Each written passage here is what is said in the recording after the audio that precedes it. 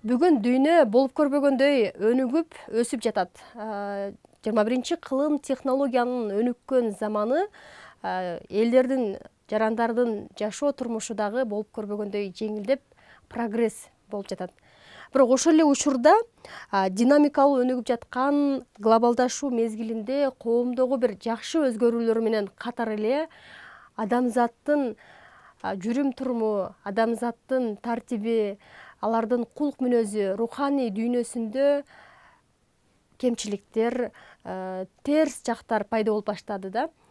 Муну эске алып, мамлекет өзүнүн жарандарынын келечегин ойлоп, ошол жарандардын адамзаттык баалуулуктарын сактап калуу үчүн өзүнүн бир жоопкерчилигин алып, өткөн жылы президент Садыр Жапаров тарабынан инсандын руханий, адеп, акылактык өнүгүүсү жана диний тарбиясы жөнүндө концепция кабыл алынган. Мына ушул концепцияны ишке ашыруу максатында бүгүн өлкөдө бардык мамлекеттик кызматтар, инсандар, улуу инсандар ошол адамдын адеп акылактык өнүгүүсүн калыптандыруу үчүн бир катар иш аракеттерди өткөрүп келет. Бүгүн Баткен телеканалы дагы дал ушул максатта Баткен районунун Кара Булак айылдагы ак элечеги апалар менен чогуу мына ушул темалардын алкагында сөз кылуу үчүн келип отурабыз. Саламатсыздарбы? Мен бүгүн көрсөтүүнү Миңгүл Көчөрова алып барамын. Саламатсыздарбы? Кандайсыздар? Эсиңизерге сала кетели, бүгүнкү көрсөтүүдө ушул Кара Булак айылынын жергиликтүү тургундары арасында баатыр энелер бар, ардагер мугалимдер бар жана ушул айылда апалардан түзүлгөн Айгүл Гүлү шайыр апалар тобунун мүчөлөрү отурат.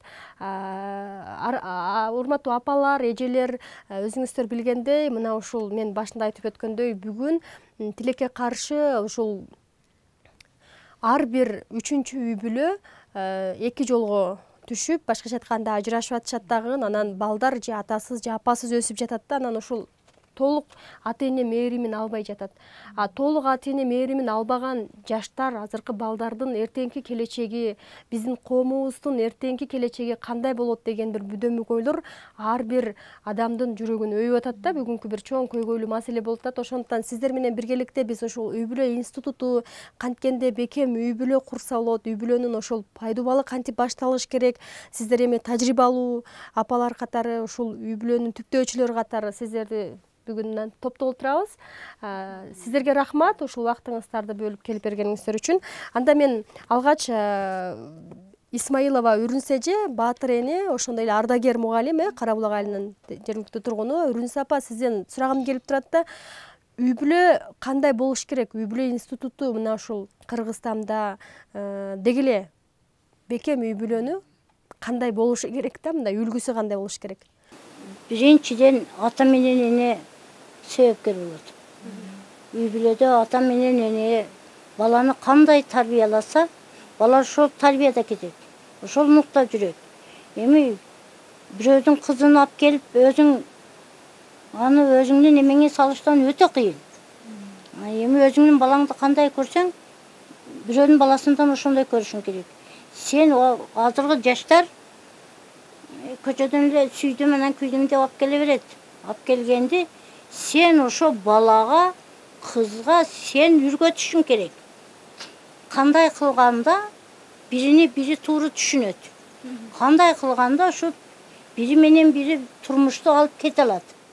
Ошон үчүн ата менен эне биринчиден себепкер ушул ата менен эне болот. Мисалы, мен мана 5 ул 5 кызым бар. 5-өө тең үйлүү жайлуу болду, 5-өн тең үйлөдүм, кыздарымды бердим. Кыздарымды мен илгерги эле нукка салып эле бере койгом. Биздин убагыбызда бирөө жугчукел болуп келет да, макул, ата менен эненин айтканын бала менен кыз макул деп көнөт да. Анан ошо боюнча бергем шүгүр. 5 ул 5 кызым дагы өздөрү менен өздөрү уул кыздары бар, балдары бар, жашап атат. Мен дагы ошо 5 уулума 5 жерден 5 та кыз алып келдим. Өзүм кыздарымды кандай көрсөм, ошолордон ошондой көрөм. Мисалы, ар бир үйдүн семьясында ар бала ар түрдүү тарбияланат. Саңа келгеннен кейін сенің тарбияңа көнүш үчүн эң биринчи атага караганда дагы эне себепкер. Бул балдар дароо эле чокулаша кетет, ал тоок сыяктуу да. Бири менен бири чокулаша кетет. Ошону эне биринчи келгенден баштап алгеге бирөөдүн кызын өзүңдүн кызыңдай кылып, койну кончуңа катып, жакшы насаат сөздөрүңдү айтып, мана бул ишти манандай кылсаң болот балам. Бул ишти мындай кылсаң болот. Анан туура эмес кылса, сен шуну туура эмес кылдсың деп алиге айтпаш керек. Балам, бул туура болбой калдыбы? Манандай кылсаң туура болот. Чого сен ойлонбо. Сен өзүң көрсөтүп беришиң керек. Ошол жолду өзүң туура түшүндүрүшүң керек. Эч качан бала өзү билип, өзү коюп кете бербейт. Бул эне бардык нерсеге эне себепкер. Ата тыш кийим экен, эне ич кийим экен. Mana şu turmuştun acırap keçişige emili men aytam eneler sebepkер deyim. Eң birinci ene bekem turuş gerek. Ene meherban boluş gerek. Ene birөөдүн баласын өзүгө бала кылып алыш үчүн өзүнүн кызын кандай көрсө, birөөдүн кызындан ушундай көрүш керек. Өзүң кызыңа айланасыңбы? Birөөдүн баласы гана айлан. Өзүң кызыңды садага улайын. Муну кылдыңбы? Кыл. Анан сенин оозуңан жакшы сөз чыккандан кийин ол такапыр эмес. Ошо сенин жакшы сөзүңдү уккандан кийин ал дагы код ичиден неме болуп атса дагы уялат. Ошо адам баласы, ошондон энеси бар, атасы бар. Шүгүр 5 келиним бар. 5-өө тең мен айткандан чыкпайт. Өзүңүз тарбиялап алдыңыз, Өзүм тарбиялап алдым. Бардыгы жаш келди. 19'da geldi, 18'de geldi. Bardığını özüm terbiyelap aldım. Ama şu menen jakşı yaşap ataptır. Aldının 5'te 6'da balası var. Mugalimi dağım var, jönököy dağım var. Şükür. Men kelinlerime razımın. Eң birinci kudagıylarga razı boluş gerek. Biri sen kelin tandadın mı? Kudagıydı tanda birinci. Ошол эненин ошол атанын кызы кандай жакшы жер болсо, сен шонун немесин алышың керек, шулурду шондой кылып тарбиялап алышың керек да. Мен бардыгыңарга айтар элем, балаңарды биз өзүбүз балдарыбызды кандай жакшы көрсөк, бирөөдүн балдарын да ошондой жакшы көрүп, ошол нукта тарбиялап алышыбыз керек. Анан сага али уруксат боло элек балам. Сен али тарбиялаганга сен али жашсың. Mana menen neme kandan keyin sen 5'te balalı болгонуңдан кийин анан өзүң чечесиң. Шүгүр 5 балам болсо 5-өө тең.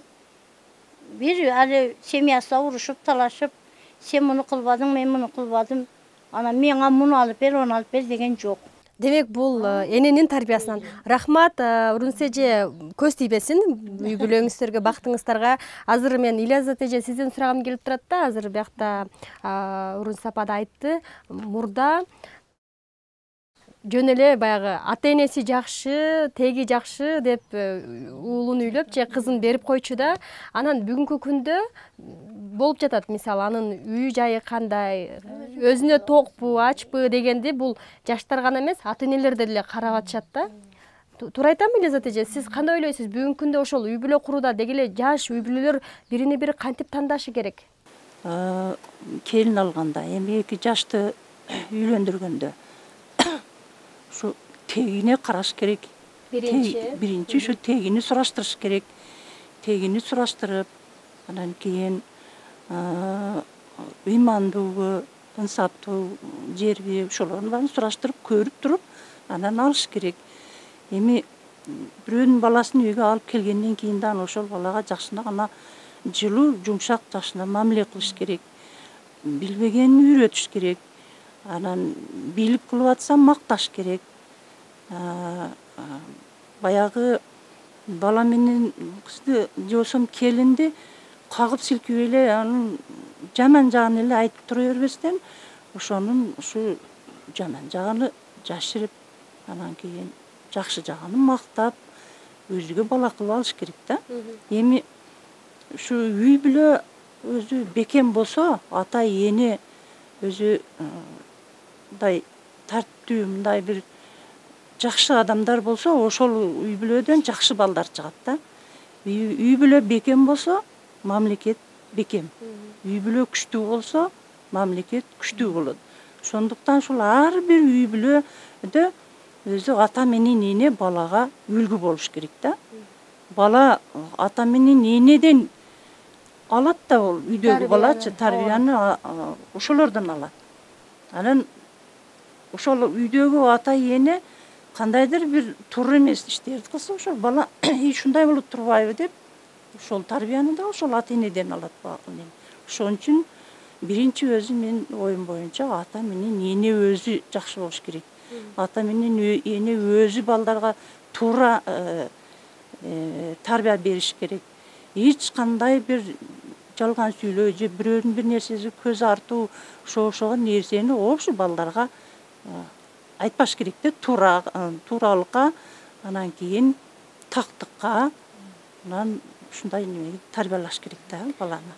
Рахмат, Ляззат эже, биз бул темага да кайрылабыз. Азыр мен Айганыш эжеден сурагым келип турат да, сиз бүгүнкү күндө келин алгансызбы, кыз бергенсизби? Ошол келинди алып жатканда эмнесине карадыңыздар? Кызды берип жатканда ошол канча бердиңиздер дегендей. Негизи эле үй бүлө курууда же келин алууда, кыз берүүдө эмнеге караш керек? Мурунурактардагы биздин жашыраак маалыбыздардагы заман менен азыркы замандын көп өзгөчөлүктөрү бар. Айырмасы бар. Ал маалда ошо ата-энелер бири-биrini карашып, тегин сураштырып, каяктан, кайсы жерден, өзүбүздүн жакындарыбызбы же ушундай өзүбүзгө ылайык келе турганбы деп көбүрөөк карашчу. Азыр эми андан бери кыйла жыл өттү. Мына биз 40 жылдан ашык мугалим болуп иштеп, биздин да көп тажрыйбаларыбыз ашып, көп нерселерди көрдүк. Андан бери замандар алмашты. Ошолорго караганда азыр мына балдар, биздин балдар, азыркы жаш жаңы өсүп аткан балдарда көп айырмачылыктар бар. Азыр биздин балдарыбыз жаңы өсүп чыгып келаткан өспүрүмдөрүбүз, азыр жаңы үй куруп аткандар бардыгы акыл эстүү болуп, кичине мындай билимдүү болуп, эки жакка чыгышып, башка шаарларга барышып, көп жакшы нерселерди көрүшүп, үйрөнүшүп, кыздарыбыз дагы, кыздар илгери биз жаш маалыбызда кыздар шаарларга, башка мамлекеттерге чыкпайт эле, чыга албайт эле. Ошо Кыргызстандын эле тегеректеринде болуп жүрүшкөн. Азыр мына чет мамлекеттерге көп чыгышып, чет мамлекеттин тарбиясын алып, чет мамлекеттегилерден жакшы нерселерди үйрөнүшүп, жакшы тажрыйбалар ашып, ушундай болуп атат. Анан балдар, кыздар өздөрү табышып атат көбүнчө. Өздөрү сүйлөшүп атышат. Азыр мына интернеттен табышат экен, телефондон билишип, болбосо айылдар эле бири-бирин көргөндөр эле табышып, таанышып, үй куруп атышкан. Азыр мына бардыгы бирин-биринин кандай жакшы жактары бар, кандай жаман жактары бар, кандай жакшы сапаттары бар, ошол кыздын балага кандай жагы жакты, баланын кызга кандай жагы жакты, азыр балдар бирин-бири сынашып, өздөрү табышып, үй куруп атышат. Көпчүлүк азыр ушундай болуп калды. Анан келгенден кийин азыр ата-энелер дагы ошо заманга жараша өзгөрдү. Келгенден кийин ошо баланын, мына кээ бирлер мисалы үчүн орус кыздардан алып келип үйлөнүп атышат. Япон кыздардан алып келип үйлөнүп атышат. Кытайларга үйлөнүп атышат. Ар кандай заман өзгөрүп болуп атат. Эми чындап сүйүү жашаса адамда, чындап адамдар жүрөгү менен бирин-бири түшүнсө, ал үй бекем болот экен, жакшы болот. Ал Кандай шартта үйлөнбөсүн, Кандай шартта үйлөнбөсүн, кандай улутка үйлөнбөсүн, кандай немеде үйлөнбөсүн, бекем болот экен. Себеби ал ошо бирине бири жакшы жактары менен жагышат, балдарын сүйүшөт, балдарын жакшы көрүшөт, жакшы жакка тарбиялашка аракет кылышат, үй бекем болот. Анан мындай эле болор болбос нерселер менен урушпайт, көңүл каала турган бир нерселерди жасашпайт бири-бирине.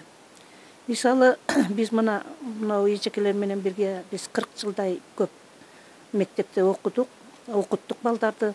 Биз мындай алиги көз караштан балдардын ким кандай кыймыл жасап атат, кимдин кандай көңүлү кантип турат, биз мындай тиктештен эле мындай тажрыйбабыздан сезип калдык. Мына ата-энеси жок болуп өскөн балдар менен ата-энелүү өскөн балдардын көз карашы айырмалуу болот. Ата-энеси менен чогуу чоңоюп, чоң ата чоң энелери менен чогуу чоңоюп өскөн балдар менен өз-өзүнчө жүрүп, же тай энесинде калып, же чоң энесинде калып, тууган ургунукунда калып чоңойгон балдардын көз карашы башка болот. Ооба. Айганыш апа, жакшы маселени көтөрүп атасыз да. Бүгүнкү күндө жана сиз айтып атасыздар да, бала ата-энеден тарбия алыш керек, ата-эненин мээримин алыш керек деп атабыз да. Бирок бүгүн эми бул ачык нерсе да.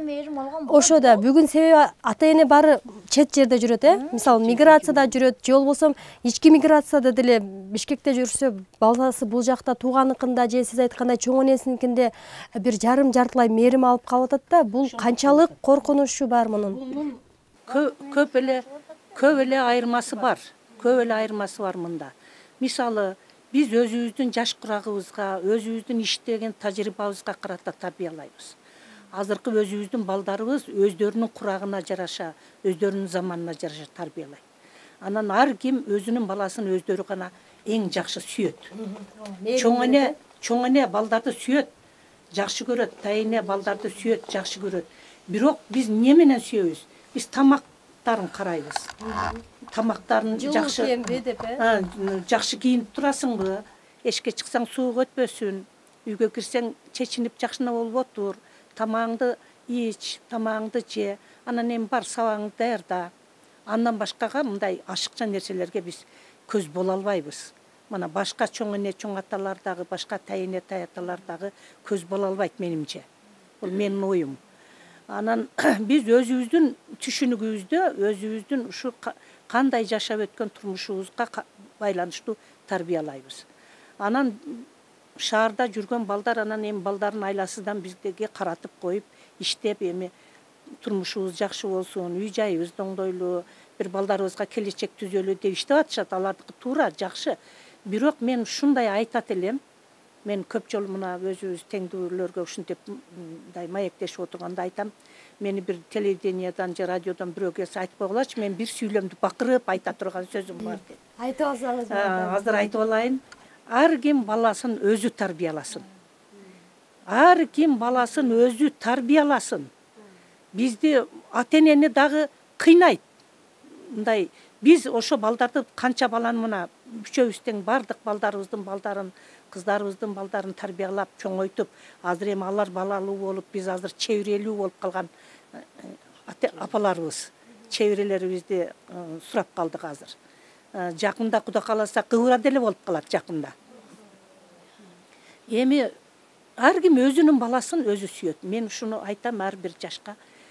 Бала таптыңарбы, өзүңөр сүйүштүңөрбү, турмуш курдуңарбы, балаңарды өзүңөр тарбиялагыла, садак Бул өзүңөрдүн балаңар, жетелеп жүрүп тарбиялагыла, окуткула, ошолордун биринчи күлкүсүн көргүлө, биринчи шак коюп басыпкан кадамыны көрүп сүйүнгүлө, биринчи мектепке жетелеп барып, ошолорду көрүп сүйүнгүлө. Мына биз канча неберелерди өзүбүз көтөрүп жүрүп, гүлдү карматып алып биринчи класска апарып окуттук неберелерибизди. Алар ошол азыр окууну бүткөндөр, өзүнүн балдарын апарып жүргөндө, өзүнүн ата апасын эмес, бизди эстейт. Мени мынтип апар деле окууга, мени тайнем мынтип деле, энем мынтип деле деп ошолорду эстейт. Өзүнүн апалары, өзүнүн аталары кошулуп сүйүнсүн. Өздөрү турмушка берип атканда өздөрү берсин колу менен. Өздөрү ошо баланын ысык суусун тартсын, ошондо үй бүлө бекем болот. Эгерде ата-энесине таштап койсо, бала биякта чоңое берет. Эми кантип жаман кылып чоңойтпойбуз, аракетибизди жасайбыз, бирок өзүнүн ата-энесиндей биз эч качан боло албайбыз. Ошол балдарды гана ошентип жетелеп жүргөн гана үй бүлө бекем болот. Себеби балдардын көзүнчө алар урушпайт, балдардын көзүнчө бири-бирине жаман сөздү айтышпайт, балдардын көзүнчө урушканга же бир ашыкча мамиле жасаганга жетишпейт. Ошо балдардын сабагын карайт, детсадка барат, кийимдерин карайт. Ошентип балдарды баягы күндөн күнгө турмуштук баягы жакындашуу, турмуштун жакшы ысык суугу, көтөрө билүүсү, чыдоосу балдарга жакшы ошондой мээрим төгүлөт. Жакшы көрүшөт бири-бирин ошондо. Рахмат, чындыгында Айганыш апа азыр бир жакшы маселени көтөрүп кетти да. Мисалы, эжелер, апалар, бирок ошол Москвада, жаштардын көпчүлүгү Москвада да, Орусияда жүрүшөт, анан балдары тайэне, таятасында, чоң эне, чоң атасында жүрөт дегендей. Бирок ошолордун жаштардын чет мамлекетке кетүүсүнө, же болбосо миграцияга кетүүсүнө дагы кээ бир учурда ата-энелер же болбосо ошо кайнене, кайнаталар деле түрткү болуп атат да. Болот. Азыр бардыгын эле балдар. Микрофонду алып алсаңыз болот. Келиңиz, үрүнүз эже микрофонду алып алыңыз. Сүйлөй бериңиз. эмне жөнүндө Жакыныраак. Ошол Орусияга кетип атышпайбы? мына мисалы эми Россия деп эле бардыгы кетип атат, эми турмуш немеси үчүн бардыгы кетип атат. Бүт балдар каттененин колунда калып атат. Каттене каттатанын колунда калып атат. Тайне татанын колунда калып атат. Анан булар апалар өздөрүнүн апаларын сагынып көргүсү келет. Өздөрүнүн аталарын сагынып көргүсү келет. Бала кусаланат. Бала аябай кусаланат. Сен 100 жолу 1000 жолу бооруңа басып айланып садага богонуң менен өзүнүн тууп чоңойткон апасыга, өзүнүн атасыга жетпейт. Мен мисалы биринчи Россия дегенде биринчилерден болуп мен бир балам менен келиним кеткен. Ошондо мен эми айтпайын десем айтат экенмин. Ошондо 3 бала онон калган. Кызым турмушудан ажырап келип, 2 кызын таштап бул кеткен. 5 бала калабы? Баягы 3-өө тең 5 та бала менен биринчилерден болуп şu немеде мен экенмин. Мен шолорду чоңойттум. Мана шолорду багып жүргөнүмдө бардыгы эл мага ай шорукурсун. Шуну энди ушинтип баланы катта кылып, балдарын ушинтип деп чекеден менин карабала келим мага күлгөн. Анан мен ошондой айткам. Эрте шашпай турсаңар башыңарга барат. Алиги 5 баланы бой жеткиздим. Бардыгы мана эми чекеден үйгө кирген бардыгын балдарын неврелерин карап отурат мага окшоп. А мен ол неме кылган неврелеримди чоңойттум, бердим, аталары келди, апалары келди, өздөрү колдору менен берди. Мана неврелер, чебрелерди көрүп отурам. Бул ар бир үйдө бар балам. Шундай балдары сагынат. Азыр менин эң кичине кенжетай балам кеткениге 6 ай болду. Кичинелери башкалар билбейт экен го, уул баласы келип эле 2-3 күндөн бери мойнума асылып. Эне, содого болой, эмне болду? Атам качан келет? Атам быйыл өрүк пышканда келет. Мен атамды сагынып атам дейт. Көрдүң? 6 ай болду кеткениге, бала күсөп атат. Мен 1000 айланып садага огонум менен ого окшобой атат да. Анан балам сүйлөгөндө айтам. Балам кой, шо пулуңду жыйыштыр балам. Şu etти әмілі іштесең болот. Кел балдарың сағынды дейм. Бала жаман күсөйт. Еч şu жаштар балдарын таштап кетпес екен. Қарыған ене менен тайне татаға каттенелер қиын екен. Баланы катта қылып оның көңілін тауыш жүда қиын. Биринчилерден болуп мен ишөнткөнмүн. Шерде дагы мен кошумчалап коеюн, шерде ошентип кетишти, анан келишти, азыр алышты, балдарын эми алган менен ушу бир дагы ошол малдагыны дагы бир эстеп калдым эже айткандан кийин. Мен да ошентип неберелерим багып отурсам, анан жөнөтүшөт эми. Кичине коробка сарапка кылып жөнөтүшөт, кийим кече жөнөтөт, балдарына шоколад жөнөтөт. О малда мына бизде жана кант сант дагы азайып калган убак болчу, өзү турмуш, өз заманы ушундай болуп калган. Кантты таап, жакшыраак кант жедиришти дагы жедире албай калганбыз. Себеби өзү базар немеси жоголуп калган. Анан жөнөтүшкөн экен, бир небереме алып келди, анан сүйүнүп эми тим эле балдардан, өзүнүн балдарынан биз катуураак сүйүнүп атабыз. Ошо балдарына подарка келгендиги үчүн.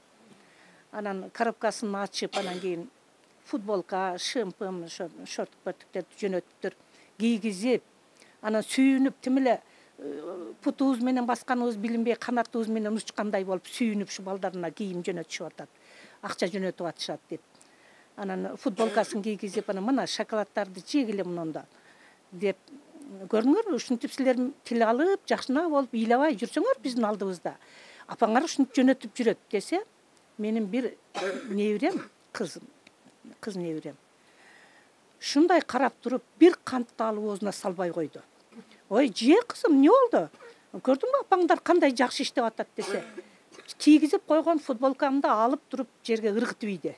Ай, эмне болду сага кызым десек, кереги жок апа, мага кереги жок тайне, мунун кереги жок мага. Өздөрү келсин керек болсо, мен жебейм дагы, кейбейм дагы деп ыргытып ийсе болобу? Аны көрүп, ошол жерден баягы сүйүнүп атканыбызды башыбызга суу куюп жибергендей болуп, кайтадан ыйладык отуруп алып. Көрсө бул эмнеге ушинтип муңайып жүрөт десе, сагынып аткан турбайбы? Бул көйнөк кийгиси келбептир, бул кант жегиси келбептир. Көрсө атасы менен апасын сагынып аткан турбайбы деп ыйлап, анан кийин тияка жөнө эми өзүбүздүн балдарыбызга аны айта албайбыз дейм. Алар иштеп атканда көңүл бузулбасын деп айта албай, жакшы кийди, ичти, жеди, таза сүйүндү балдарыңар деп жакшылыгын айтып, ошентип чоңойтуп жүргөнбүз. Эми азыр ошо балдарыбыз, кыздарыбыз чоңоюп, турмуш куруп, балалуу болуп калышты. Ошолорун кээде айтсам айтат, ошондо силер саңганды билбейт болчусуңар. Ушундай күндөр болот. Эми азыр мына деле азыр андан бери деле мындай кыйла заман өзгөрүп жакшы болуп калды, мына эми мындай балдардын эме болду.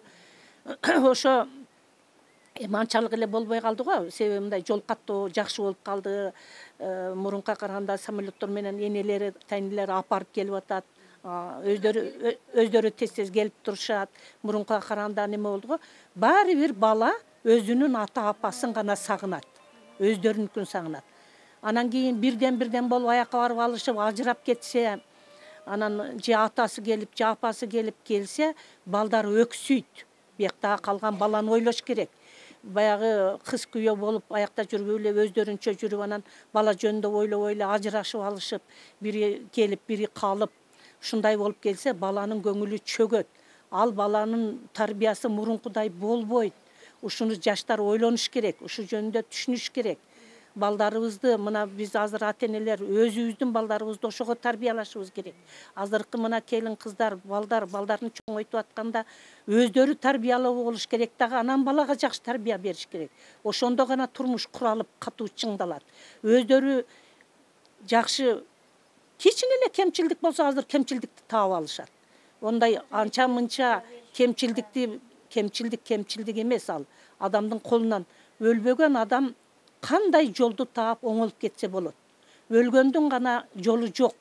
Эч кандай жолу жок. Тирүү адам кандай жол менен жаман нерсени жакшылыкка айландырып жашаса болот. Ал адамдын колунан келет. Ниетти оңдош керек, түз болуш керек, турмушка туура караш керек, туура жүрүш керек.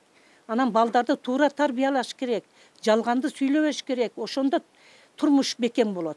Аял киши эч качан эркек менен кошо тең айтышып, мен дагы иштеп атамын, мен дагы таап атамын, мен дагы мына үйдү салышып койгонмун, мен сенден көбүрөөк акча тапканмын деп айтпаш керек муну. Ушуну биз өзүнүн кыздарына ушундайды үйрөтүшүбүз керек биз. Кыздарыбызга үйрөтүшүбүз керек. Ой, сен таап атасың, майлы экөөбүз таап атабыз, балдарыбыз үчүн жасап атабыз. Мамилени туура коюш керек. Ошондо турмуш бекем болот. Анан мен тапкамын, баягыда сен минтип кетип калдың эле, же жүрүп алдың эле, мен иштеп таап, мына машинени мен алып койгонмун, мен паламмын дей берсе, турмуш бузулуп кетет. Эркек киши балдарына да карабай кетип калса, жакшы болбойт ал. Ал болбойт. Андай кылып, андай балдарды калтырбаш керек эч качан. Себеби ошо балдардын жоопкерчилиги ошол ата менен эненин гана мойнуна. Мисал үчүн ал өзүм эле тарбиялап алам. Кээ бир кыздарым азыр эми кыздарды көп эле жамандасам да болбойт го, кээде болуп атат.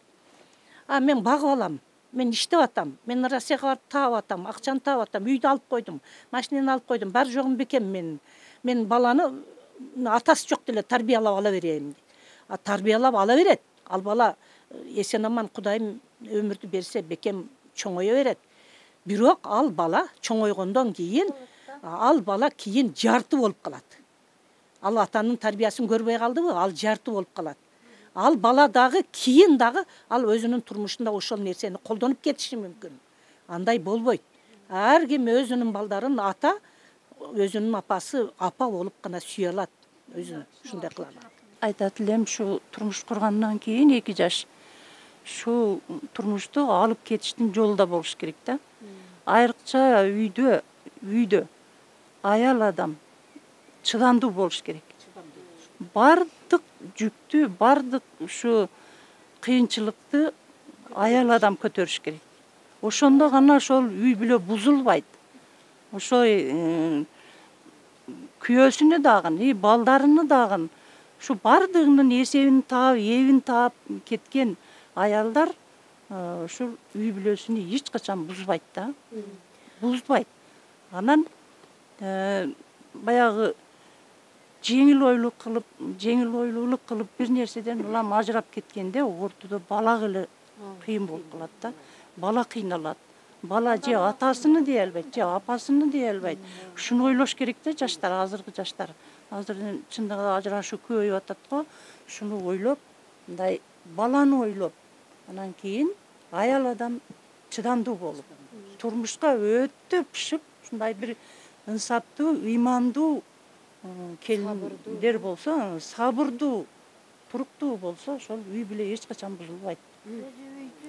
Эмени бекем кармаган аял болот да. Бардык жокту аял адам өзү алып барат. Тириликти дагы, башканы дагы. Эркекне эркек тыштан таап келсе 5 теңгесин таап келет, ошонун эсебин тапкан аял болот. Анан кийин таап келди деп эле анан чыгып алып этке чыгып, шоколад алып же берге чыгып, шашлык алып жеген менен ол тирилик болбойт. Ошону жийиш керек. Биз план түзүш керек. Манандайча кылышым керек, балдарды чоңойтушум керек. Баламды окутушум керек, кызды окутуш керек, үйлөш керек келечекте. Манандайыбызды бүтөшүбүз керек деп бардыгы планды аял түзөт. Эч качан эркек план түзүп кеткен эркекти мен билбейм. 5 уулум болсо дагы 5 келиним ушу келиндердин эмеси менен бар. Энди ошол эркек аялга айтат да аялга. Эркекти айтыш керек да. Анан экөө маслаат кылып, анандай кысак болот экен, мынчек болот экен деп экөө биздикте план түзүп, биздикте турмушту биздикте алып кетиш керек да. Баланы биздикте чоңойтуш керек. Мээрдидан биздикте салыш керек. Рахмат, эже кошумчалайын деп атат, оюну айтам деп. Бала чоңойтуш. Мына эжекелер туура айтып атат. Мен дагы кичине кошумчам бар, айтып коеюн. Биздин убагыбызда ата-энелерибиз болуп койсо эле турмушка чыгып, ата-энелерибиз уят болбосун деп жаман жакшы сөздөргө чыдап турмуш куруп, биздин убагыбызда эч ажырашуу болгон эмес да. Эми анча болгон го. Азыркы жаштар башкача. Азыркы жаштар бири сүйүп, тез эле бири менен бири уруша кетип, мына эжекелер айткандай, кайне, эне негизги ролду эме кылыш керек да. Шуну кошумчалайын дедим. Азыр кайне эне деп калдыңыз да, мисалы, бирок эми туура жакшы сөз айтып атасыздар, баягы аял адам чыдаш керек, баарын жеңиш керек деп, бирок кээ бир учурда мындай жеңгенге, чыдаганга мүмкүн болбой калган учурлар да болот да. Балким бул жерде ата-эне дагы, кайнене, кайнатанын дагы ролу бар чыгар. Алар эмне кылыш керек мындай учурда? Эми ошондойлор дагы болот. Ошондой учурлар дагы болот. Эми эч мүмкүнчүлүгү жок болуп калган учурлар дагы болот. Эми анда мынау мурунуракы эми азыр биздин энелерибиз өтүп кетти мисалы. Биздин энелерибиз дагы бизге ошондой немелерди түзгөн экен, шарттарды эми жакшы үй бүлө куруп жашап кетишсе деген ойлонулган экен. Бирок мындай эки жакка чыгыш, андай мындай немелер жок эле. Маалда кыздар, балдар андай эки жакты көрө эле, шаарларды да көрө эле, көп эле ошо өзүнүн чөйрөлөрүндөн гана көп алыстабай жүргөн убакыт болчу. Азыр эми бардыгы кыздар дагы турмушка чыга эле, балдар деле үйлөнө эле, шаарларды, чет мамлекеттерде чыгып көрүп келип атышат. Турмуш кандай болгондо жакшы болуш керек, кандай шарт түзүшүбүз керек өздөрүнө. Азыр жаш эле 18-деги балдар ойлоно башташты. Ошо жөндө ойлонуп, түзүп, ошондой немелерди ойлонуп калышты. Эми андай мүмкүнчүлүк эч качан жок болуп калган учурда эми чындыгында да болбойт ал. Андай турмуш болбойт. Аны илгеркидей кылып бекемдеп эле минтип кармап отура бергенге да болбойт. Анда ата-эне да кыйналат, келин да кыйналат, бала да кыйналат. Анда ажырашып кетиш керек сразу. Көп немени кармабай, мындай ажырашып өз алдынча турмуш куруп кетиш керек андайда мындай. Эжеке музыкалный мектептин, биздин мектептин музыкалный мектептин немеси Жашабай коюш керек деп айтыштын өзү кыйын, бул оор, жаман сөз бул өзү. Бирок андай болбосо анан баланы эмне кылат анан? Баласы бар болуп калса, мисалы, бирди же эки балалуу болуп калса кандай кылат? Бири атасында калып калсын, бири апасында кетсин, кандай болот ал? Ал бала апасында кеткен бала атасы жөнүндө ойлонот. Ошол жерде чоңоюп, төрөлүп өскөн чөйрөсүн эстейт. Чоң энеси барбы, ошол жердеги жашаган үй бүлөнү ойлойт. Себеби алар менен эркелешип жүрүп үйрөнүп калганда. Калып калган бала, кетип калган апасы жөнүндө ойлойт. Ошо жарым көңүл болуп гана өсөт, балдарга зыян болот бул. Өтө зыян болот балдарга. Анан эми чоңое берет, Кудайым өмүр берсе чоңое берет. Кийин барып, кийинки турмуш дагы өтө эле жакшы болуп кетпейт. Баягы уясынан нени көрсө, учканда ошону аласың деген макал ушундан болуп чыккан болсо керек. Бул өтө кыйын. Анан эми мисалы кээ бирлер мына ажыраша албай, өзүн өзү асып койду деген сөздөр, жаман сөздөр чыкканда адамдын бүткүл денеси дүркүрөйт. Адам качан жашоодон кечет? Ушундай жакшы заманда, ушундай жакшы турмушта жашоодон кантип кечип кете алат? Ушундай мүмкүнчүлүк болбой калган үчүн мүмкүн ошондой кылабы? Ким билет, аны бир Кудайдан башка азыр эч ким диагнозун чыгарып биле элек. Бирок ошондой жаман нерселерге барат. Мына бирин-бири бычактап койду деген жаман сөздөр чыгып кетет. Андан көрө мындай мамилени туура кылып эле мындай жакшы эле ортодо эле чечип, майли эми экөөбүз жашай албайт экенбиз. Андан көрө ажырашып кетели. Майли бала сенде калсынбы, же мен алып кетейинби? Кандай кылалы? Майли менде болсо сага келип турсун сагынганда. Сенде болсо мага барып турсун. Экөөбүз эки башка турмушту сен дагы жолуңду тап, анда мен да жолумду табайын деп мамиле кылып кетсе дагы бул жакшыраак болсо керек ага караганда. Анан болбой эле зордукча эле кой. Балаң бар жашайсың деп кыздын туугандары да түртүп, баланын туугандары да тартып жашата берсе, эгер бири-бирине такыр көңүлдөрү келбей калса, анда ушундай бир жаман нерсе чыгып кетиши мүмкүн деп ойлойм да. Эми андагын көрө ажырашып жолуну тапкан дагы жакшыраак болуш керек. Эми эч мүмкүнчүлүк болбой калса, мүмкүнчүлүк болуп калса, бирин-бири кечирсе, бирин-бири түшүнбөгөнү кичине бирөө жарымы акылдуулук кылса, же аялы, же күйөөсү акылдуулук кылса, бирин-бири кечирсе, бир кандайдыр бир мезгилге убакыт берсе бири-бирине, анан мүмкүн ошо балдар үчүн дагы туура эле экен ушул деп жарашып калышса дагы жакшы бул. Антип кеткенден көрө. Ирактын келинибиз да энди. Кайны кайнатадан сурамайынча бир жака бара албайт элек. Айылгайам сурап бара элек. Базаргайам сурап бара элек. Сурай албай калган күн калып кетет элек. Азыркы жаштар башкача. Мындай шаар чыкты, Москва чыкты. Бардыгы кетти. Мисалы үчүн азыр үйлөйт дагы бир ай бою элек күйөөүн Москва жөнөтүрөт. Ол барып ана келет, мана келет деген келин баргыча үйлөнүп алат. Ортот эле кыздарга кыйын болуп атат да. Көп адамдар ошентип Москванын аркасынан ажырап, балдарыны экөө тең көрүп бакпай, бардыгы ошонун аркасынан ажырашып болуп атат да. Ошон үчүн энди ата-эне бек туруш керек, бирге жөнөтүш керек. Шаарга кетсе дагы келинчеги менен бир жөнөтүш керек. Бирин алып калып, бирин жөнөткөндөн көп нерсе ушуна чыгат. Үйлөнгөндөн кийин эле эки жашты жөнөтүп берген бул туура эмес дейм да мен. Кеткенде. Себеби бирини бири эле туура түшүнө элек. Бул ата менен эненин бул бөтөн үйгө келди, аларга кантип али кошуп элек. Экөөнү майли баргыла. Жүдө жакшы деп жөнөтүп койгонуң менен бараттан болбогон жерден экөө чыр чыгарат. Анан бири акчанын аркасынан, бири тамактын аркасынан, бири сен эрте кеттиң дагы кеч келдиң. Неге кеч келдиң? Азыркы жаштар ошондой бирини бири контроль кыламын деп, анан өздөрү чырга айлантып алаттан ажырашып кеткен ошондон көп болот дейм да. Мен ошентип ойлойм, анан билбейм. Силердин оюңуз кандай? Рахмат. Жана Урунса апачы, мен бул тараптан сурагым келип турат да, бир жакшы нерсени айтты да, жаш үй бүлөлөрдүн сакталып калышында ошол келиндин мисалы кайненеси, ошо келиндин өзүнүн апасынын дагы салымы чоң да, алар өзүнүн тарбиясын берет, апасы кызыны сен ошол жактын кызысың эми, ошол жактын айтканы болушуң керек деп айтышат да, мисалы кыргызда, туурабы, ата-эне кызга. Кайнене деле ошол келинине өзүнүн жана урушуп талашпай, кыйкырбай, сылык сыпат түшүндүрүп, өзүнүн кеңештерин айтыш керек деген ойлорун айтып кетти да. Сиздердин оюңуздарды билгим келет. Мен дагы эжекелердин сөзүгө кошуламын. Жакшы насаат сөздөрүн айтты. Анан эми келинди алгандан кийин бизде эжеке айткандай көшөгөсү жыйылып жыйылбай балага кошуп Россияга жөнөтө беришет.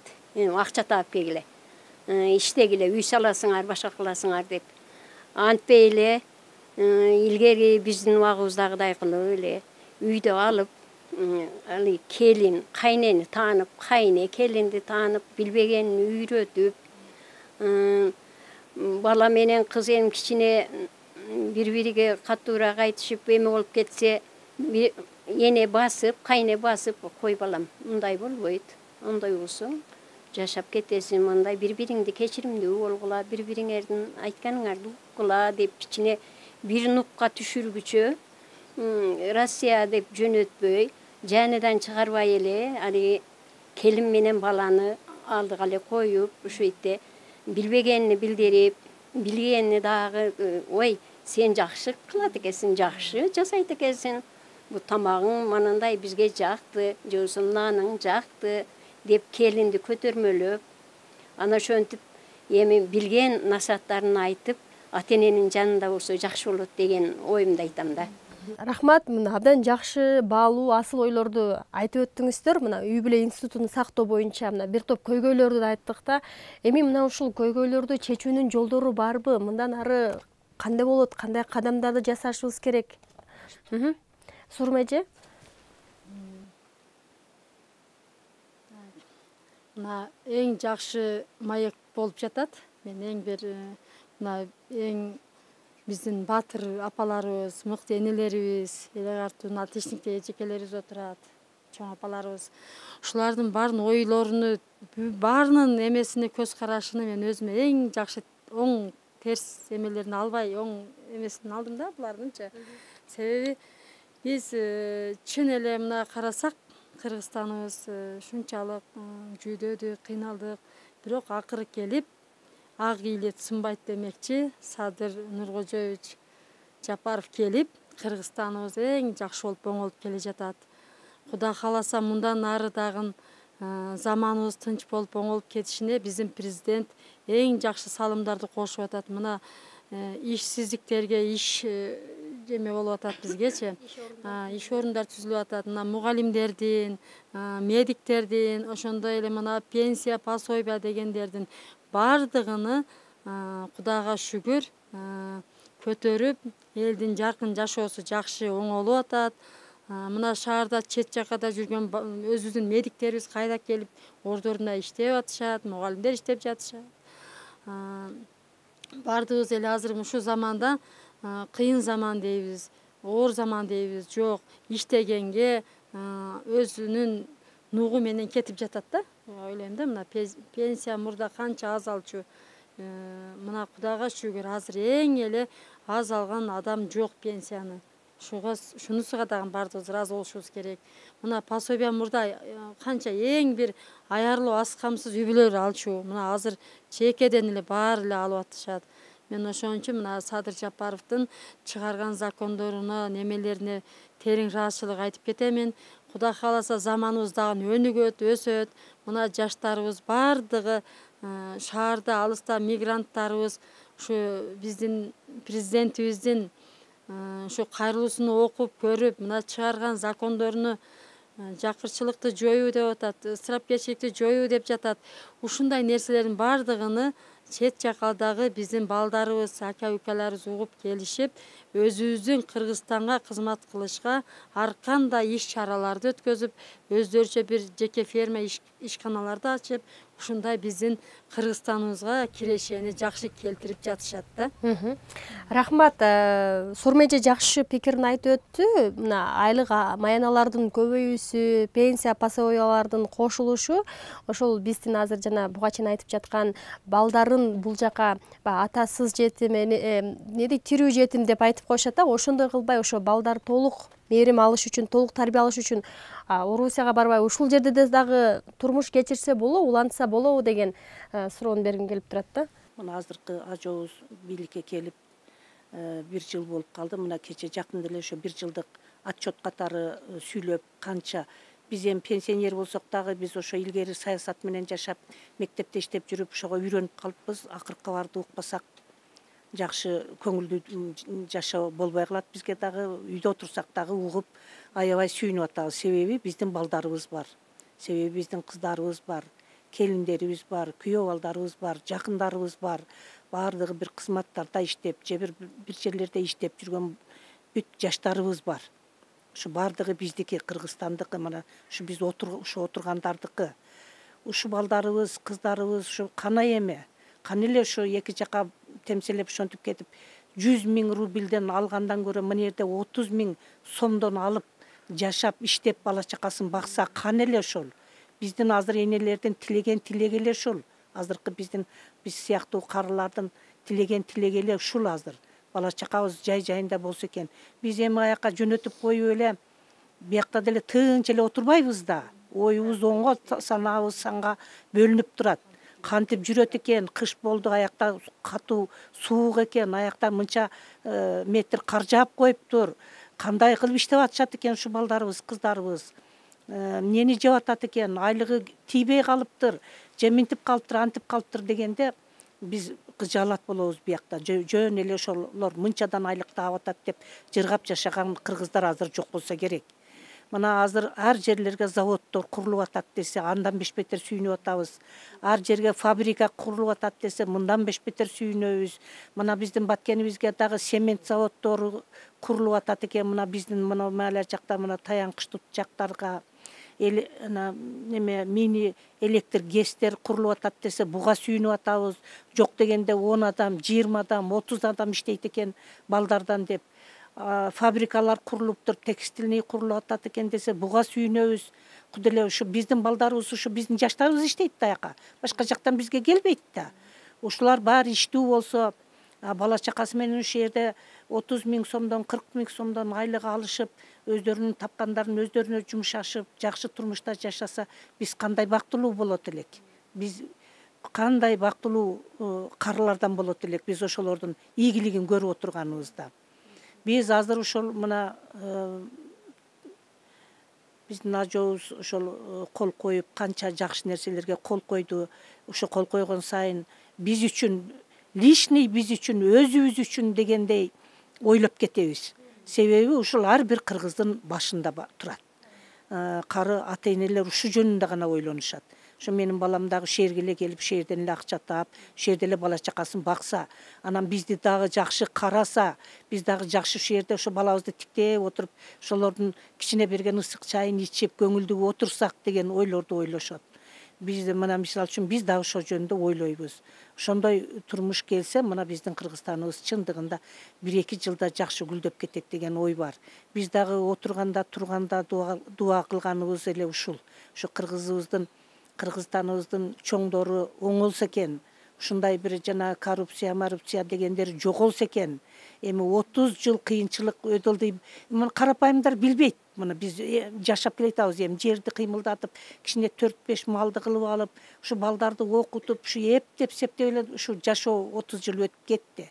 Эми мүмкүн мына кече алтын кенибизди алдык десе, куд эле баарыбызга алтын жай тургандай сүйүнүп баарыбыз гүлдөп турабыз чындыгында. Ал кимге? Кыргызстанга да. Мына каяктан көбөйүп атат акчалар, пенсиялар эртең каяктан көбөйөт. Ошолордон түшкөн кирешелерден, ошолордон баарын эсеп кысабын чыгарган үчүн айтышып атат да ушу чоңдорубуз. Ошолорго миңден рахматтарды айтабыз. Кана көз жеткендер ошону аткарса, биздин элибиз дагы жакшы жашаса, биздин балдарыбыз жакшы жашаса, мындан кийин неберелерибиз жакшы жашаса, биз өтө нарагыраак кетсек дагы ыраазы болуп жакшы кетет элек. Айтар элем, ошо ажообуз Садыр Нуркожоевго ыраазычылыгыбызды өзүмдүн атымдан, ошо отургандардын баардыгынын атынан ыраазычылык айткым келип атат. Себеби Садыр Нуркожоев ушу Кыргызстанды оңдойм деп, элимди, журтумду оңдойм деп аракет кылып атат. Канча айлыктарды көтөрүп атат. Социалдык кызматкерлердин да айлыгын көтөрдү бул дагы. Анан медиктердикин көтөрүп атат, мугалимдердикин көтөрүп атат. Бул эмне деген? Бул ушул элдин, журттун турмушун оңдойм, Кыргызстандын келечегини мына неберелерибиз балдарыбыздын келечеги үчүн жасап аткан ишиге биз Абдан ыраазыбыз, ыраазычылык билдиребиз. Келечегибиз деп. Рахмат. Рахмат сиздерге. Мына биз бүгүн сиздер менен чогуу бир асыл ойлордун курчоосунда Бекем үй бүлө институту тууралуу сөз кылдык. Бекем үй бүлө институтун куруш үчүн өзүңүздөр айткандай эртең үй бүлө боло турган балдарды тарбиялоо маселеси бар экен да. Биз азыр бир аз музыкалык тунугу кылайлы, андан кийин мына ушул бала тарбиялоо тууралуу маегибизди улантсак, азыр ушул Кара Булак айылындагы айымдардан куралган Айгүл Гүлү шайыр апалар тобунун музыкалык чыгармасына кезек берели, андан кийин маегибизди улантабыз.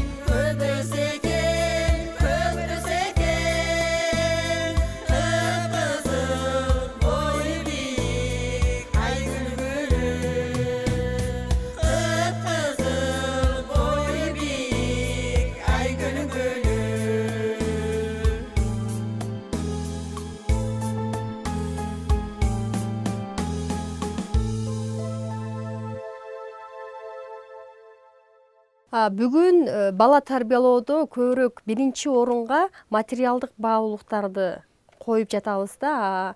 Ошол баланын адеп аклагы, баланын ошол руханий дүйнөсү, анын тарбиясы тилекке каршы экинчи орунга коюлуп калгандай болуп жатат да.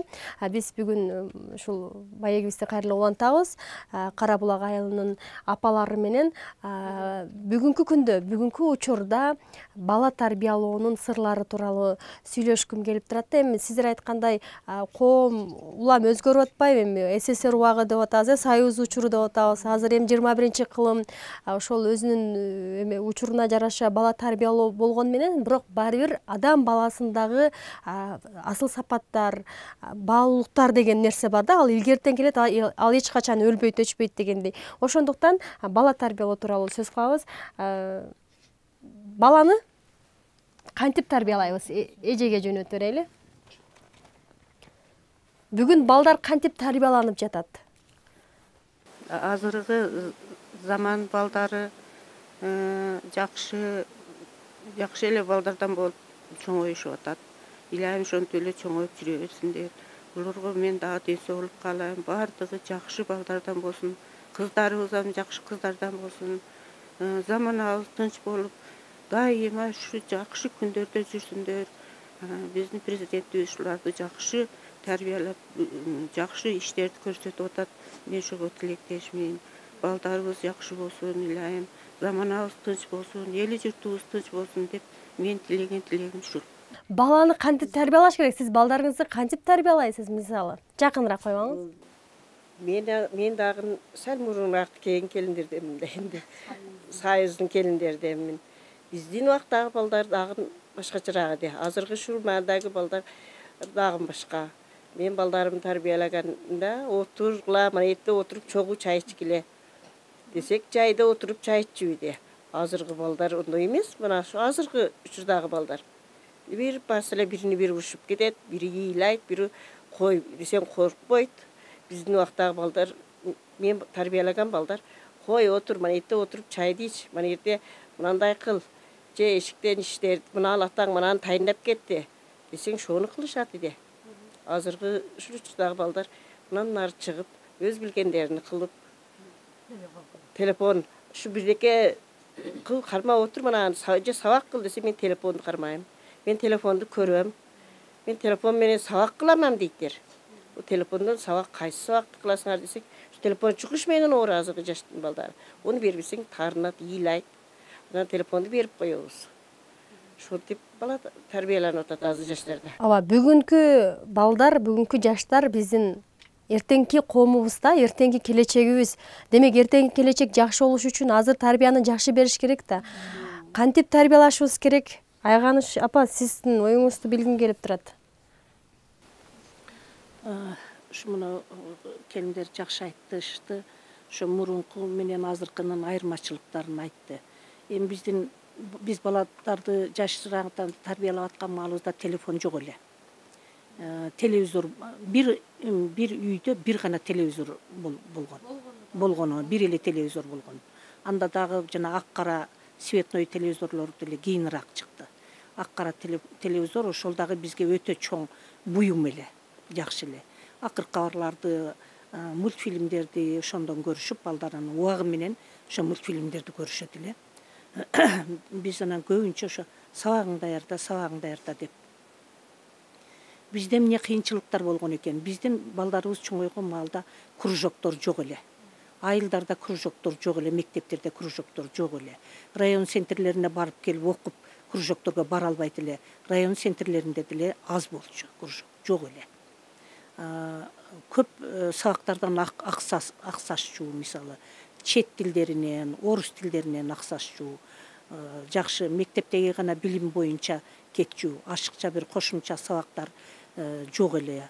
Информатикалардан, башка математикалардан кошумча сабактар жок эле. Мектептин гана болгон программа менен гана өтүп жүргөнбүз. Азыр балдарга жакшы, азыркы балдарга өтө жакшы кеңирчилик, өтө жакшы мындай маалымдуулук көп. Себеби булардын колдорунда ар биринде телефон бар балдарда. Эми бул телефондун жакшы дагы жагы бар, жаман дагы жагы бар да. Эми кээ бир мына жаңы неме болуп аткан үчүн азыр балдар түшүнбөй атат. Барып мына дагы биздин неберелер, мына чебирелерибиз, азыр чебирелерибиз эми мектепке кирет. Ушу чебирелерибиз туура түшүнгөн балдар болуп чоңоет, Кудай кааласа. Мен ушинтип ойлойм. Себеби ал телефондун кандай жагы пайдалуу, кайсы жагы пайдасыз, кандайга пайдаланыш керек, кантип колдонуш керекти жакшы өздөштүрүп алышат. Азыр биздин балдарыбыз эми жаман деп эле атабыз, жаман көп деле жаман эмес, алар оюнга гана кызыгып атышат азыр. Оюн ойношот, оюнга кызыгышат. Анан каякта өздөрү каалаган баягыдай бир мындай бир кинолорду көрүшөт. Эми алардын возраст немелери ушундай. Ошону көргүлөрү келет. Ошондой болгулары келет алар. Аны биз туура тарбиялашты. Ошо балдарды биринчи мектепке чейинки мына детсаттарда, азыр эми бизде детсат дагы жок. Биздин Кара-Булак айылына анча көңүл бурулбай калды. Детсатыбыз деле жок. Азыр мына эми ачылып атат. Али ишке кирип мындай неме болуп кетелек. Бизге ошо 8 сааттык, 10 сааттык, 8 сааттык детсаттар жакшы тарбиялап, жакшы неме кылса, балдарыбыз ошол жактан келет. Ошол жактан келет, анан мектепке келет, анан кийин жогору жакка учушат алар. Ошондо мынабу телефондун туура эмес жактары кайсы, туура жактары кайсыны детсаттан үйрөтүш керек. Анан кийин мектепке келет. Анан мектептеги мугалимдер анан алар дагы ошону туура неме кылыш керек. Апке сен телефонду кечке көрө береткесиң. Апке мен бекитип коем, анан кетип атканда аласың деп тарбиялаган тарбия бул туура эмес. Ал бала өзү ошого тарбияланыш керек. Чөнтөгүнө салып, керек маалда алып, керек эмес маалда мектепте колдонбой турганды өзү тарбияланыш керек. Ал үйүнөн, ошо детсаттан, анан мен келгенде мектепте мугалимдерден тарбияланат. Ошого ошондой тарбия жетпей аткан үчүн балдар такыр колун телефон түшүрбөй эле оюн ойноп, ар жерге барып алып ар кандай нерселерди көрүп, ушуну көрүп атышат. Кайсы бир маалда ушу балдар биздин неберелерибиз, чебирелерибиз ошого түшүнүп, ошондой балдар келет, Кудай кааласа. Азыр эми ошондой кылыш үчүн биз зерикпей, детсаттан, үйдөн, анан мектептен туура тарбиялап багыттап бара берсек, балдар телефондун кайсы жери зыяндуу, кайсы жери зыянсыз экенин билишет. Көп нерселерди үйрөнүшөт. Мына кыз балдар мисалы үчүн жана кулинария боюнча азыр 8, 9, 10, 11 класстын кыздары кулинария боюнча ар кандай нерселерди ушу интернеттен эле алып жасап үйрөнө баштаптыр. А болбосо аны мурун курстардан окуп, ал айтып атпаймынбы, курста эле жок эле анда. Ошон үчүн биздин балдар мурун кыйынчылык менен чоңоюп, кыйыныраак көп тарбия алышты эми гана билип атышат. Азыр биздин өзүбүздүн балдарыбыз, мисалы үчүн, неберелерибиз билгенден азыраак билет. Мындай кругозору азыраак деп ойлойм. А неберелерибиздин кругозорлору кеңирираак. Себеби алар телефонду пайдаланышты көп билип алышты. Балдарыбыз эми гана мындай анча-мынчаларын дагы толук билип бүт элек әле. Ошон үчүн ошондой замандар, жакшы замандар Кудай кааласа келет бизге. Биздин мына азыр мына министрлерибиз, кече билим министрибиз көп жакшы нерселерди айтты. 12 жылдык окуу программасын киргизишет экен. Ал 12 жылдык программа 6 жаштагы нөлөбойду 1 класс кылып алып туруп, анан кийин наракка улантып, кийинки жылдан баштап 12 жылга өтүп калышат экен. Бул дагы биздин мындай ийгилигибиз, ата-энелердин ийгилиги, мугалимдердин ийгилиги, балдардын ийгилиги деп ойлойм мен. Кудай кааласа мындан биягына биздин балдардан, жаштардан көп жакшы нерселер чыгып атат азыр. Усталар чыгып атат, билимдүүлөр чыгып атат. Мына кулинария жагынан, повар жагынан, тикчүү жагынан жакшы менмин деген чебер уулдар, кыздар чыгып атат. Биз буга да сыймыктанышыбыз керек. Каяктан үйрөндү, мурундай болгон эмес. Уул балдар чеберчилик кылат экен десек, күлчү адамдар. Мына азыр бизде сонун дизайнер балдар, кыздар чыгып атат. Биз ушуга сыймыктанышыбыз керек. Бул биздин заманыбыздын күндөн күнгө өсүп, өнүп, жетишип келаткандыгы белгиси. Эми мына дагы 1 жыл, мына азыр бул жаңа жоонун немесине 1 жыл өттү. Дагы Кудай кааласа эмки жыл ушул маалдарда дагы көп жаңылыктар жакшы болуп, Кыргызстан үчүн жакшы жаңылыктар болот деген үмүттү турабыз азыр. Айтып атпайбы, биз болгон үйдөн жагышы тарбия беришибиз керек депчи. Ал тарбия кандай болушу керек? Азыр мен ушу биздин айыл жөнүндө кеп сөз болуп аткандан кийин мен айткым келет да. Бизде азыр мынабы айыл башчыбыз Орозбаев Манап Кореянын Good Neighbors International айылдарды өнүктүрүү боюнча ушундай бир компанияны менен сүйлөшүп, биздин айылга 3 сааттык садик ачып, анан кийин эми ачып атат да. Окуу борбору центр ачып жатат да. Именно биздин Карабалак айылында болот да. Ушуга дагы мен ушу айыл башыбыздын изилдеп, ошондой эми чет жакка дагылар менен сүйлөшүп, ушундай компанияларды алып келип, ушундай 3 сааттык садик ачылат дегени бул биздин өзүбүзгө өтө кубанычтуу да, биздин иш эмебизчи. Анан ошол менен бирге бизде мына тил үйрөтүүдө мына отургандардын баардыгыбыздын балдарыбыз Баткенге барып курстарга беребиз да. А бизде мынтип корейский тил ачылып калса бизге эң жакшы маанай болот да. Ооба, тарбиялоо боюнча, мисалы баланы, ооба, албетте балдар бакчаларында, мектептерде мугалимдер тарбия берет, билим берет. Бирок үйдөгү тарбия кандай болуш керек? Баланы мисалы кантип эркелетиш керек? Аны эркелетип тарбиялаш керекпи же уруп кагып тарбиялаш керекпи дегенчи? Баланы үй бүлөдө мындай уруп кагып же кыйкырып же бакырып тарбиялабаш керек. Акырын гана сүйлөп, мактап, Анан кейін мындай сылап, сыйпап, пешенасынан сылап, сен жақшысың, сен шуну аткарасың, сен шуну дайым эле аткарып жүрөсүң го, муну аткара албай калдыңбы, ушундан жасагың эмес, сен шуну кыла аласың дегендей сөздөр менен тарбиялаш керек. Кичинесинен мактап, көбүнчө мактап. Анан бизге мектепке кегиче ошондой тарбияны алып келиш керек да бала. Мен начальный класста окутуп жүрдүм, башталгыч классын. 43 жыл окуттум балдарды. Баягы мурдараак биринчи иштеген жылдагы балдарым эч нерсени билбеген балдар, жөн эле мурдулар куюлган балдар келчү эле да бизге. Анан биз ошону окутчу элек. Ошону мактап отуруп, айтып отуруп, деп отуруп, ошолорду окутат элек. Азыркы балдарга салыштырганда, азыркы балдар андай эмес. Азыркылар сен мугалимден көп нерсени билет. Азыркы балдар телефонду колдордон түшүрбөйт. Телефондон орус тилди үйрөнүп алып атышат. Орус тилди. Кадимкидей орус тилча сүйлөп атышат. Ал эмес ошо англис тилди дагы үйрөнүп атышат. Телефондун бир жакшы жагы ошо жакшы болуп атат. Демек жаштарыбыздын кургазору кенен технологияны жакшы колдонот. Болгону биз ага руханий тарбия беришибиз керек турбайбы? Ошол эле турбайбы? Анан ата менен эне, атанын берген тарбиясын эне бере албайт, эненин берген тарбиясын ата бере албайт. Ошон үчүн экөө ынтымак болуп, эки колдору бекем кармашып туруп, анан ортодо төрөлгөн баланы төрөлгөндөн баштап, андан кийин садикке бергенден баштап, андан кийин мектепке берип, мектептен кийин окуу жайын бүтүртүп, үйлөп жайлагыча баары бир ата эненин көзөмөлүдө ата эненин тарбиясын алыш керек. Жакшы жактарын алыш керек.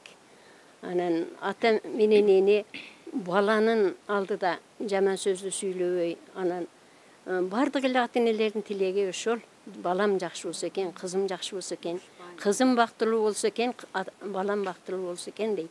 Ошолордун жакшы тарбиясын алып, чоңоюп, алар дагы үй бүлө күтүп, алар дагы эртеңки күндө эне ата болоттор. Ошо бул тарбиянын башаты эне менен ата бекем болуп, экөөнүн кармашкан колдору бекем болсо, анан тарбия болот, бала болуп, бактылуу жашоо кечиришет. Енді балдарды тәрбиелаш үшін ата эне бирдей болуш керек да балдарга. Мурун бизден сайыздын малда балдарыбыз мындай айтканыбызды кылып, мындай эме болчу эди. Азыркы балдар андай эмес. Азыркы балдар менен илгерки балдардын айырмасы өсө чоң.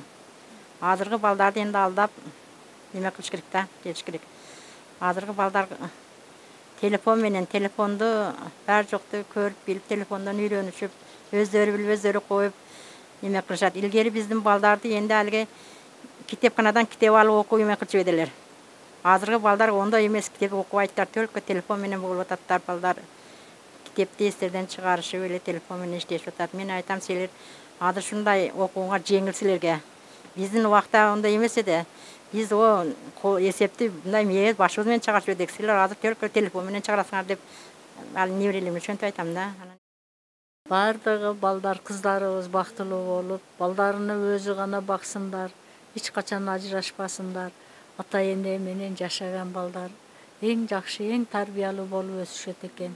Бирок ажырашканда балдар баары бир атасыны сабайт экен, атасы да калса апасыны самайт экен, ошентип жарым көңүл болуп өсүшүп калат экен. Ошону үчүн мен сиздерге кааларым айтып кетерим, эч качан балдар, кыздарыбыз ажырашпасын, бактылуу болсундар, балдарыны өздөрү багып, өздөрү карасындар демекчимин.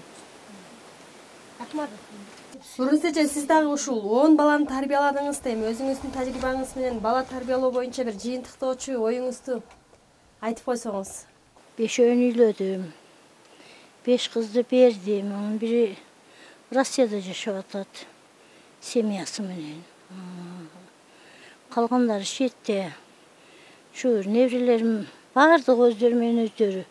Kelimleri жақшы, ең кичинеси колумда. İş kılıp çevre gördüm. Çevrelerden 30 hektar çevre var. Nevrenin sanesi yok. Kudayım seler daha mağışıp nevre körgülü, çevre körgülü, kelin alıp kız bergülü. Мен ошолордун доорунда жүрөм да. Кантип тарбияладыңыз? Мына бүгүн баары сыймыктанасыз да балдарыңыз менен, кыздарыңыз менен. Мен балдарым чоңойгон малда мен мектептедим. Уларга бир бенде бакчадан бугун эмесчи. Ушу желбешке салып кететтим. У малды Алла Таала өзү мага ырайым жегенби, бакчам деле жок, эч нерсем жок. Желбешке салып кетем, өздөрү кетте болду, өздөрү неме кылды, мектепке жакын эдим. Анан зонукка чыкканда кабар алып турчу эдим. Азыр эми шүгүр. Бардыгы уул балдарымдын балдары ушу дасторконго отурганда мен неврелерге айткан элем, эмем балам тамакка отурганда бет колуңарды жуудуңбу? Жуудук. Отургула. Апаң чай кайнады. Ошо неврелер менен эле барабар. Мен ошол үйдө эң эле кетте бала болуп калат экенмин карыганымдан кийин. Анан отурула эми тамак ичебиз. Тамак ичкенде эмне кылабыз? Сүйлөбөй отурабыз. Майыктардын алдыга коюп коет. Ал эгелер да сүйлөмөй жок. Сүйлөгөндө тур эшикке чыгып кет дейм. Кой балам. Башым ооруйт, чык. Анан унчукпай отураттар, айтканымды кылат. Чайды ичип, анан карыларын тойгозгондон кийин анан сабак окуй турганны сен өзүң үйүңө кир. Сабагыңа тайырлан. Анан кичинелерди силер көчөгө чыккыла. Бар. Көчөгө чыкканда энеңди, атаңды деп сөгүнгөнүңөрдү укпайын мен. Мана Аллага шүгүр, ушул бака чейин балдарымдын биринин оозудан энеңди деп сөккөнүн укканым жок. Келиндерди дагы, аялдарымдан ошентип сөкпөйт, балдарымды дагы. А кыздарды бирөөгө чаки-чуки сүйлөбө. Мектепке жакын үчүнбү, өзүм контролдук кылып турамбы? Соксой беле көчөдө турам, анан балдарым барат келет. Эч бирөө менен мушташпады, бирөө менен жакалашпады. Бардыгы чоңойду, үй бүлөлүү болушту өздөрү менен өздөрү. Эми кичинемин колумда. Азыр ошонун 5 баласы бар. Ошолорду тарбия кылып отурам мен неврелерге. Рахмат сизге. Балдарыбызды ушу мектепке барып келет, анан үйдө биз кандай жумуш аткарсак, ошонун баарын кичине азыраак малдарыбыз болгон мал карашка үйрөттүк. Жоголуп кетсе, бир жакка адашып кетсе, ошол малды таап келиш балдардын мойнунда. Эми ар ким өзүнүн малын өзү тааныйт. Эмгекке үйрөндү. Биз талаада мына окуу мектеп жабылган маалда көбүнчө ушу 4 малыбызды кичине багып келели деп жайлоого чыгып жүрдүк. Балдарыбыз жаш маалында эле. Ушу жайлоодо биз менен кошо жүрүп мал карашты көбүрөөк үйрөнүштү биздин балдар. Анан жерибизге кичине жерибиз иштегенде, жерге кандай эгин эксек балдарыбыз кошо, картошка эксек картошкага иштешет. Тамеки эксек тамекиге иштешип жүрдү. Не ишти аткарсак балдарыбыз кошо биздин алдыбызда кошо жүрүп эмгекке көп үйрөндү.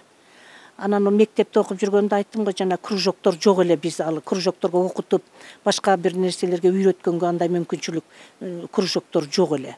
Анан ошо спортко катыштырат элек, кичине бар болгондо ошо ойногула, футболго баргыла. Кыздар болсо, кыздарга эч кандай деле. Кружогубуз бар эле, анан турган эженин музыкальныйына окуттук. Бардыгын музыкальный мектепке окутуп, алар ошо музыкага жакшы үйрөнүштү. Андан башка кружок болгон эмес. Анан ушу үйдө ата-эне кайсы жумушту аткарса, кантип акча таап атса, кантип ошо балдарга тамакты бышырып берип даярдап, ошолорду багып атса, ошо балдарын, кыздарын жаныңда жүрсө, балдар ошону үйрөнөт экен. Ошого жоопкерчиликти сезет экен.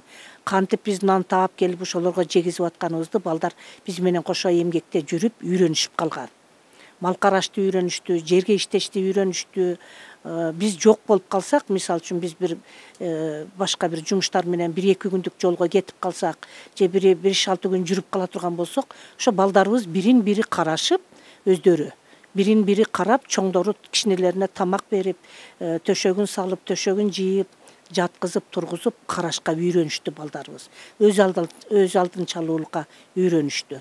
Анан биз мектепке, мисалы үчүн мен жолдошум дагы мугалим, мектепке бирдей кетебиз, бирдей келебиз. Кеткенибизде бирин-бири каратып коебуз. Детсад жок, бирине-бирин каратып коебуз. Ушул дагы тарбиялуулук. Анан мектептерде мына библиотекаларда бизде мына эжеке айткандай чындыгында неме жомок китептер көп эле. жомок китептерди көп окуп берет элек биз. Күндө кечинде ушу өзүбүз чарчап калсак, окугубуз келбей калса, чоң балдарыбызга же чоң кызыбызга дайындайт элек. Окуп берсең буга. Анан кайтадан дагы айтып түшүндүрүп бер десең, кичинекей балдар жомокко аябай кызыгат. Анан эмне болду деп уктагыча баягы жомок менен кошо жатып уктап кетишчү болчу балдар. Жомоктун дагы балдарга таасири өтө күчтүү. Ошол бир окуяларды, аңгемелерди окуп бергичтен өзү дагы балдар үчүн өтө тарбиялуу нерсе болчу. Азыр эч ким окуп бербейт, азыр эч ким окуп бергениңди укпайт дагы, билбейм, азыр кантип ошол интернеттеги менен эле ошону менен тарбияланып калабы, же мүмкүн ошонун дагы бир жакшы жактары болуш керек.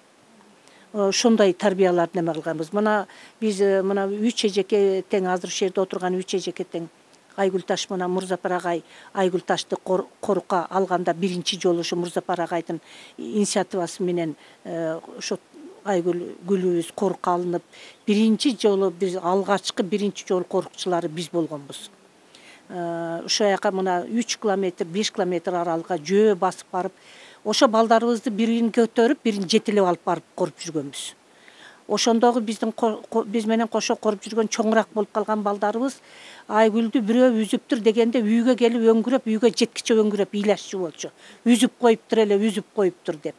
Биздин балдарыбыздын ушундай эмгекчил болгондугу, патриоттуулугу ошондо эле ойгонгон, жакшы эле ойгонгон экен. Андан кийин неберелерибиз, мына тажиктер келип үзгөндө машинесинин үстүнө кузовуна чыгып алып, тажиктерден коркпой эле. Мына эмнеге үздүңөр, мектепке айдагыла машинени деп, мектепке түп-түз машинесин айдатып келген учурлар болгон. Ушунда дагы ушул тарбиялуулук, ошо мекенге болгон, өзүнүн жерине болгон немелер жакшы ойгонгон экен. Эми мына азыр андай коркучулук деле жок болуп калды. Азыр мына лескоздун эсебине өтүп өздөрү коруп калышты го. Ушул неменин ушундай өздөштүрүлүп, Айгүлдүн Айгүл болуп аты чыгып калгандыгына, Айгүлдүн гүлдөп ушинтип Кыргызстан боюнча таанымал, чет мамлекеттерге таанымал болуп калганда, мына ушул жерде мына иштеп аткан Муз булактын мына жетекчиси Мүсөнов Мурзапар агайдын салымы эң мындай баасы жок айтыла турган сөз да, эмгеги. Мына эми азыр мына Муз булакты алып отурат, мен айтып атам, ушу чөптөрдүн ар бир түйү дагы Мурзапар агай деп жүрөктөрү соксо керек деп. Себеби биз ушул агайдан алган тааримибиз, тарбиябыз биздин жүрөгүбүздө, бизден алган ошол корукчулук барып келип жүргөнүбүз биздин балдарыбыздын, неберелерибиздин жүрөгүндө сакталып келет. Бул дагы өзү балдардын ушу эмгекке болгондугу, элине болгондугу, ушу гүл эми болбосо мына гүлдөр гүлдөп эле турат, ана байчачакейлер гүлдөп турат. Үзүп алып, мынерге азыр ойногону келген балдар үзүп алып ыргытып ийет. Аны көргөндө биздин ыйлагыбыз келип кетет. Себеби ал гүлдөп атат да. Аны эмне үздү ыргытты, эмне кереги бар аны үзүп ыргыткандын? Анын пайдасы тийбесе, ошого балага ошол тарбияны ошого жеткиликтүү кылып жеткириш керек. Бул гүл болот. Бул гүл ушунчалык адамга жакшы неме маанай берет. Бул гүлдөр гүлдөсө биздин жер шарыбыз гүлдөйт деп үйрөтсөк гана анан кийин ошо балдардын тарбиясы ушуга дагы жакшы көнөт деп ойлойм да. Балдарга айрыкча өзүм начальник класс болгонум үчүнбү жомок айтып жоонтом да, ал балдардычы, кичине неберелеримди. Отургула мен жомок айтып берейин деп, жок жерден өзүмдү жомок катары анан мындай бир кампир болгон экен. Мунун 5 баласы небереси болгон экен, анан бири жакшы экен, бири начар экен, бири энесинин тилин алат экен, бири энесинин тилин албайт экен, анан тармал шыйра кечикти келет экен да, анан жок жерден сүйлөймүн да. Бир сүзгөндө кулагы жок баласынын бир кулагын илип кетет экен деген бир жок жерден бир жомокторду айтып, алиги неберелеримди жоонтом да. Анан эле кээде убакыт жаткызам. Эне дагы жомок айтып бербейсизби? Жомогун баарын угуп бүттүңөр, эми жок десем, сиз же жок эмес дагы айтып, анан кийин өздөрүн катыштырып жомок кылам. Кулагы жок небереси болгон экен. Ошончо сүйлөсө да укпайт экен анан деген жомокторду айтып, иш кылып тантырап неме кылам да. Рахмат апалар, эжелер, бүгүн биз мына ушул президент Садыр Жапаров тарабынан кабыл алынган инсандын руханий адеп ахлактык өнүгүүсү жана диний тарбиясы жөнүндө концепциясы кабыл алынып, мына ушунун алкагында биздин коомубуздун, ушул элдин адеп ахлагын, жүрүм турумун, тарбиясын, руханий дүйнөсүн байытууда, анын катарында ушул үй бүлө институту, бала тарбиялоо тууралуу пикирлештик. Өзүңүздөрдүн ой пикирлериңиздерди айтып бергениңиздер үчүн, кеп кеңешиңиздерди айтканыңыздар үчүн, атайын келип бергениңиздер үчүн сиздерге рахмат айтабыз. Ал эми, урматтуу телекөрүүчүлөр, биз бүгүнкү көрсөтүүнү Баткен районуна караштуу Кара Булак айылынын тургундары, ага элечек апалары менен ушул Кара Булакта жайгашкан Муз Булак эс алуу жайында уюштурдук. Мына ушул берүүнү эфирге чыгууга мүмкүнчүлүк түзүп берген дал ушул Муз Булак эс алуу жайынын түптөөчүсү, жазуучу Мурзапар Үсөнов агайыбызга биз терең ыраазычылык билдиребиз. Ал эми мына ушул берүүнү тартып эфирге чыгарууга көмөктөшкөн кадр артында эмгектенген кесиптештерим Айбек Орозбай уулу жана Жыргал Абдижалил уулу терең ыраазычылык билдирем. Берүүнү мен Миңгүл Көчөрова алып бардым. Аман туруңуздар.